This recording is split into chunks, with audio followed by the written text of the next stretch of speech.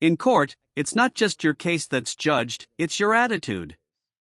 And today, one mistake made the judge furious. I can't tell you how upsetting it is, the way that you've treated us. It's absolutely just, your case is 1,580. It's nearly 1,600 days old, and you want them to just, oh, and you come in shorts? Really? Would you go to church looking like this? Okay. So why come to court like this? I wasn't aware of it. This was my first time, actually. This is a courtroom. Don't play this. I didn't know. It is a courtroom.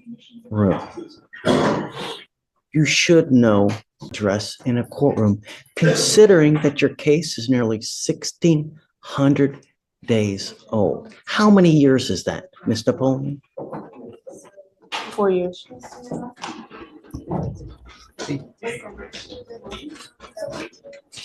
You have until next Monday to get the mitigation packet done. If you don't have it done, then you will get an immediate 10-day trial setting. And I don't care who's got what. State, get ready for trial now, please. Get everything that you need to get now, because I'm fast tracking this to trial. And I don't care what came this, what came that. Jesus came down, prevent you from doing, I don't care. You have until Monday to get the mitigation packet done. And if you don't have it, then you will either accept the plea bargain from the state or you will get a 10-day trial setting. Yes, sir. Do you understand? And if you come back again in shorts, I can't tell you the level of disrespect that shows, not to mention the fact that your case is 4 years old. I mean, it's a double kick in the ding-ding to us, really. And you ought to be ashamed, because that's not the way someone acts. All right, take a seat for me. We'll be back. Good morning, Mr. Hodges. Did you run an NCIC on him, please? What all does he have open elsewhere? Yes, Judge, I'll run it right now. And then if you can refresh my memory with regard to our case as well, please. Yes, sir.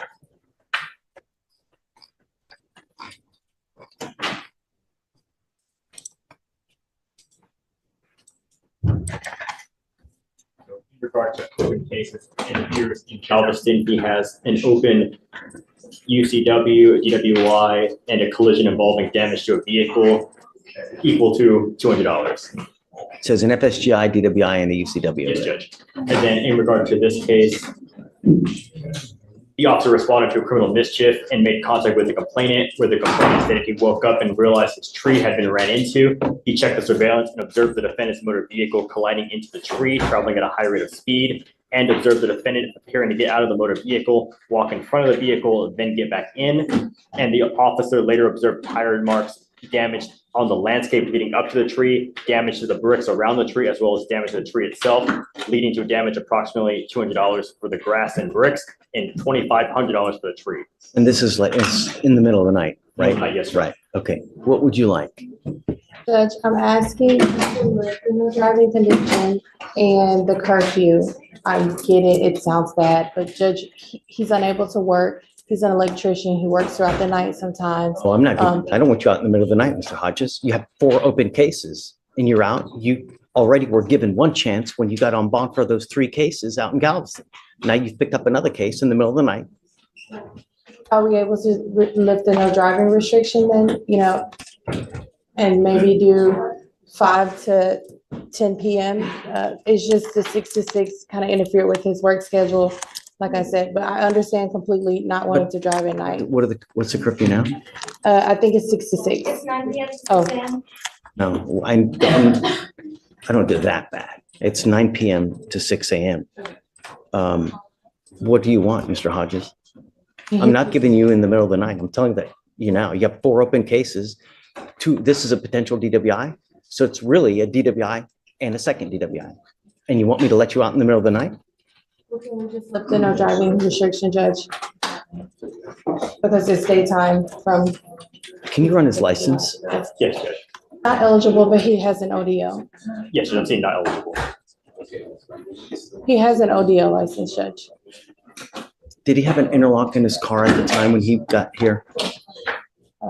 I don't believe so. Then I'm not going to do it because he's supposed to have an occupational always needs an interlock. It may have. You're Judge. you're violating your, But did you have an? you're supposed to have an interlock as part of the occupational license. You're in violation of your occupational license, you know? It may not have required that, Judge. Because I'm not on the Galveston case, but. Show me, do you have a copy of the occupational I license? can get you one. Show it to me. Let me take a look at it and then we'll see. Mr. Hodges, just take a seat for me momentarily. When you find it, come back up and let me know. Okay, will do. I have the granting of the occupational driver's license. The reason it didn't require interlock is because he had it prior to this. He got it for tickets that were unpaid because he didn't have insurance. He has current active insurance. I have the ODL right here. Who gave it to him? Um, Is it a JP court? Yes, Can imagine knowing that he has that open DWI in Galveston and knowing that he has now picked this case up here where it has an alcohol. I can't imagine that they're going to let, you know, but right now it is still active. So are we? I don't know how comfortable I feel with him driving. Are you mom? Come on up, mom. Come up, Mr. Hodges.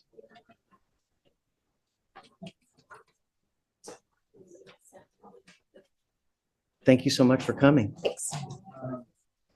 How's it been not driving? Not enjoyable. Blows, right? Good. Wonderful. Because I want you to understand, it is a privilege. It's not a right. And we do everything in our power here to ensure that we don't kill anyone on the road. Watch the news. Every day, someone dies on our roads because of an alcohol-related collision. It's disgusting. And you're familiar with everything that he has open. Yes, I also am familiar that one of my husbands was killed on the road by someone that was drinking as well. It's disgusting. It's so sad, you know? And I took his privilege to drive away because of what's going on with Galveston. And now here we have the same situation here. They didn't charge him with DWI here, but very well could have been. And so the idea is to get you to appreciate it, to really feel the pang of not being able to drive, because I want you to realize it is an absolute privilege, and it is a great privilege. And to live in a city this big without the ability to drive really, really blows. That's just it. And I don't know if you really appreciate it. You coming up here and just telling me, oh, I'm so sorry, I'm hurt. That's not enough. I need to know that you really do appreciate the fact of how big and powerfully awesome it is to drive.